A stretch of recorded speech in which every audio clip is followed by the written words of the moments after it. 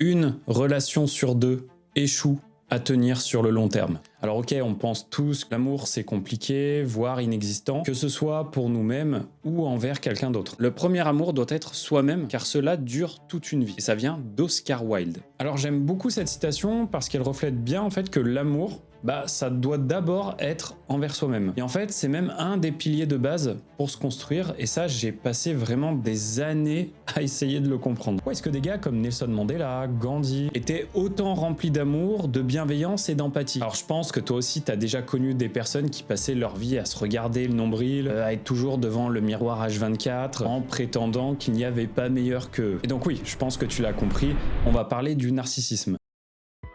Dans l'esprit collectif, le narcissisme, c'est mal perçu. C'est à un tel point en fait que beaucoup de personnes manquent des actions, des événements de leur vie, justement parce qu'elles manquent de narcissisme. Et en fait, c'est nécessaire pour pouvoir se construire des bases solides. Alors, il y a une étude qui montre que plus de 80% des personnes dans le monde souffrent d'un manque de confiance en soi. Et ça, c'est juste fou. Pourtant, le narcissisme, ça doit se créer quand tu es assez jeune, parce que par la suite, ça peut devenir compliqué et en fait te créer un déficit vu que tu n'as pas travaillé sur ton propre narcissisme. Alors clairement, on a tous besoin d'amour, on peut en chercher partout pendant des années, et le truc, c'est qu'en fait, tant que tu ne t'en donnes pas à toi-même, ça va coincer. Et c'est clairement comme si tu remplissais ton verre et que celui-ci, il était troué. Forcément, l'eau va passer son temps à ressortir parce qu'il est fragilisé. Eh bien, dis-toi que cette fragilité, c'est ton narcissisme. Il faut le consolider et le travailler. Alors en soi, tu peux déjà faire dès maintenant en écrivant des choses qui te font du bien, et fais-le chaque jour. Parce que le cerveau a vraiment cette capacité de reprogrammer si tu utilises la répétition. En revanche, pour que ça marche,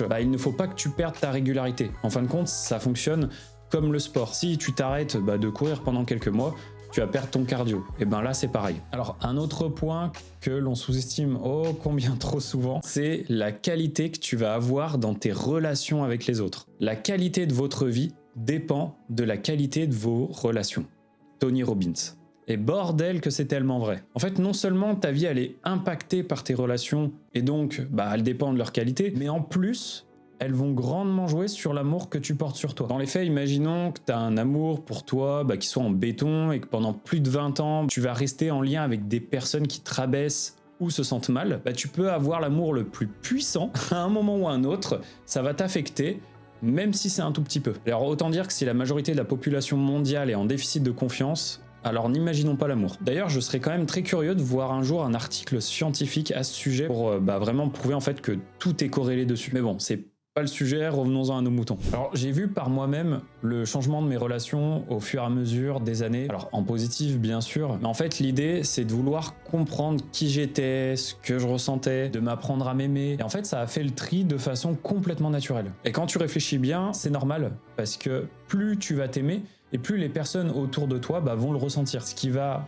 aussi en parallèle déranger certaines personnes, parce que tu ne vas plus dégager la même aura que tu avais avant. Alors je t'invite quand même à te poser pour voir, que tu regardes autour de toi toutes les personnes qui gravitent dans ton champ et voir quel impact elles ont. Si c'est un impact positif ou si c'est un impact négatif. Et en fait, selon la graduation que ça va avoir, ça va jouer sur l'amour que tu perçois de toi-même. Et cette dose d'amour que tu recherches au fond de toi, elle passe aussi par un mécanisme qui est vraiment méconnu, c'est la transmission. En fait, contrairement à ce que l'on pense, l'amour, ce n'est pas inné, ça s'apprend. Et alors, pour le coup, sur ce point, les parents ont vraiment un grand rôle à jouer, j'ai envie de dire même un rôle crucial, parce qu'en fait, ce sont eux qui doivent te transmettre cet amour, te permettre en fait de le recevoir et aussi de le ressentir. Et donc, si les parents eux-mêmes, ils sont avec des lacunes sur ce point, je pense que tu le devineras, ça va prendre une direction qui sera forcément sur une direction plutôt déficitaire, et donc une mauvaise décision. Donc, comment avoir de la transmission d'amour si nos parents ne l'ont pas fait? Alors, est-ce que tu penses que cette transmission, elle passe uniquement par tes parents?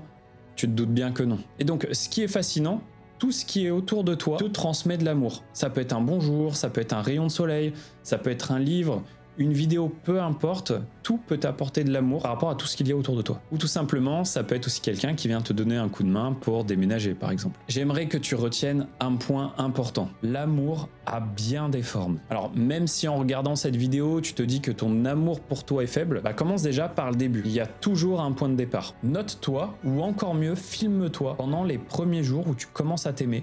Puis regarde cette vidéo dans 3 mois, 6 mois ou 1 an, pour que tu puisses en fait constater à quel point cet amour a grandi.